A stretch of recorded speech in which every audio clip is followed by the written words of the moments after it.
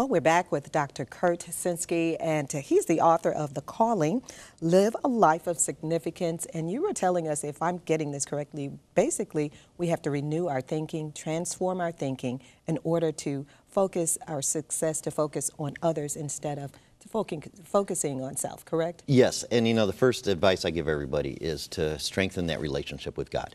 You know, a branch doesn't have to work very hard to grow grapes. It merely has to stay connected to the vine. And after that, then we can get into the secular strategies. And so, for example, one is the power of telling our story. We all have a story, and it's made up of our physical health, our emotional health, our spiritual health, our family, our profession. And we can all, it's pretty easy for us to put goals. You know, I want to have a great family. I want to do well in work. But when we honestly tell our story, sometimes there are gaps between what we want to do and what we're actually doing. So I have a 15-year-old daughter. I want to have a great relationship with her at the age of 20, right? But maybe I spend every night at work or out of town. You know, my guess is I'm not going to have a great relationship at 20 if I'm not working hard with her today. And so I've got to fill that gap to make sure that we spend that intentional time with her. I had a friend who came up to me after one of my conversations, and he says, you know, I had to give up football. And I said, how so? And he says, you know, I wanted to serve my community. I wanted to serve my congregation. But I found myself every Saturday watching the college game, every Sunday watching all the pros games, and then there's Monday night games, the Thursday night games, and then there's fantasy football. And while I said I wanted to serve my church and my community, I was actually watching football. And so then he laughed and he says, you know, Kurt, the same team wins whether or not I watched a game anyway, so I might as well live out that life that God wanted me to live, as well as I serve my church and community. You talk about establishing some daily rituals in order to have a significant life. Maybe you can touch on one or two of those, Kurt. Sure. And, you know, I think it was Aristotle who talks about, you know, excellence is not an act, it's an habit. And it's our habits that make up our lives.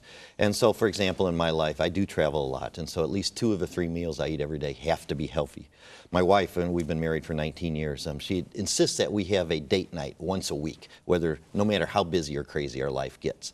All of those are habits that we can put into our lives in order to make sure that what we do actually becomes our lives. And you know, habits can also be unhealthy aspects of our lives as well. And so the more intentional you are about acting your way to significance, the less some of those unhealthy habits can get in the way.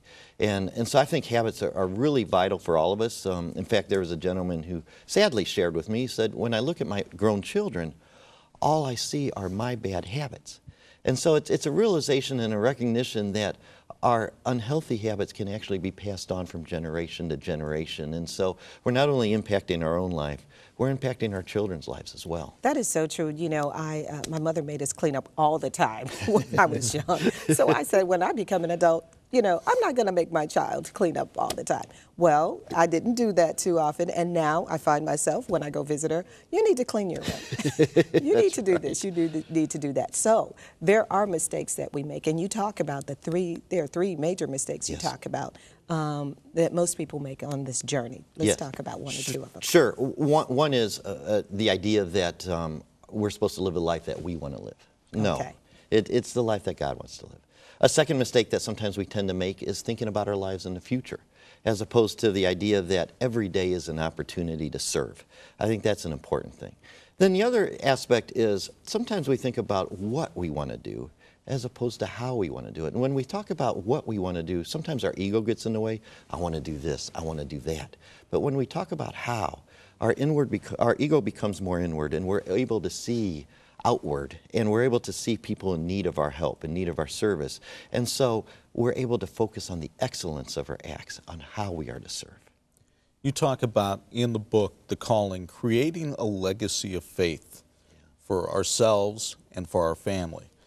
But when most of us are just struggling to figure out how to do this on a day-to-day thing, the thought of creating a legacy of faith seems like a very foreboding task. It is. And, you know, and I think some of the hardest times for us to do this actually are when we're suffering. Maybe we've lost a job, maybe we have an illness, or maybe we have a chronic illness and we know we're about to die. What an amazing opportunity to be of witness to those around us that, yeah, maybe our life from a secular perspective has thrown us some bumps and there's some roadblocks. However, it's our faith that's really is the opportunity to shine through at those moments. It's the opportunity to show that while we're in this world, we're not of this world. And so what I like to share with people is to use those opportunities of the daily struggles and or the daily things that we call life to be of witness to others, because in some ways those are more significant than some of the big ideas that we tend to think about. Well, okay, just look into the camera lens. Someone is watching today. It is the new year, and they want to get started. What's a practical way they can start this day? Yes, you know, a couple of things. One is to enhance that relationship with God. I can't emphasize that enough, because by doing that, we reduce our ego, and we're hearing that gentle whisper that God gave Elijah and that God will give us. And then two, you know, say a deep, quick prayer. Who can I serve today? And then three, look for opportunities to serve. And what you'll find is if you instill this in your habits on a daily basis, all of a sudden it's going to come naturally to you.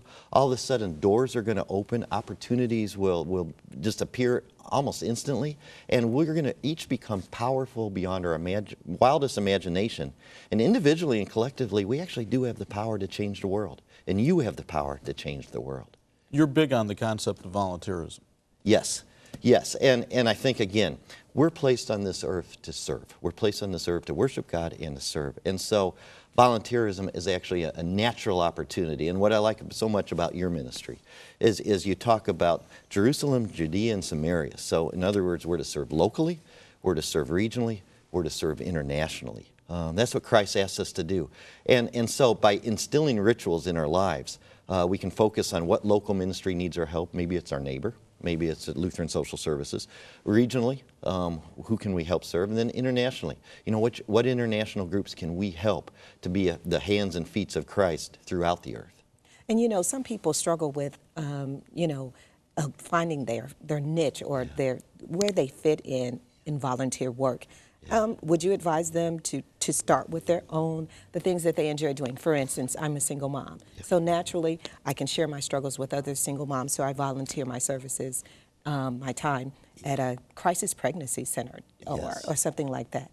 Would you tell people to just start with the things that they enjoy doing and reaching out, or because it seems so monumental when you say just go out and volunteer? Yeah, no, I think, Valerie, you're exactly right. You start where, one, God has given you a unique situation, unique talents, a unique opportunity to be placed with other people that may be of need of your service. And so look for your passion, look for your talents. Those are the whispers that God gives us as He's prepared this unique life for you, for me. And then move on. Another ritual that I like to share with people is give to where your heart wants to be.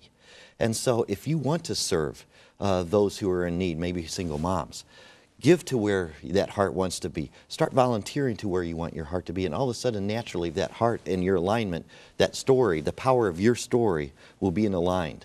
And it's a wonderful feeling because you know you're living out that life that God has asked you to live. Well, thank you.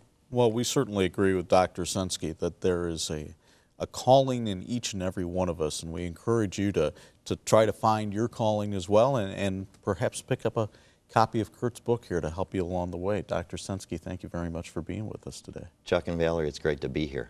Well, thank you. Well, if you'd like to connect with Dr. Senske, just visit his website. It is www.kurtsenske.com, or you can go to our website at harvest-tv.com and click on Show Info in the menu bar. You'll find an easy way to link to his website.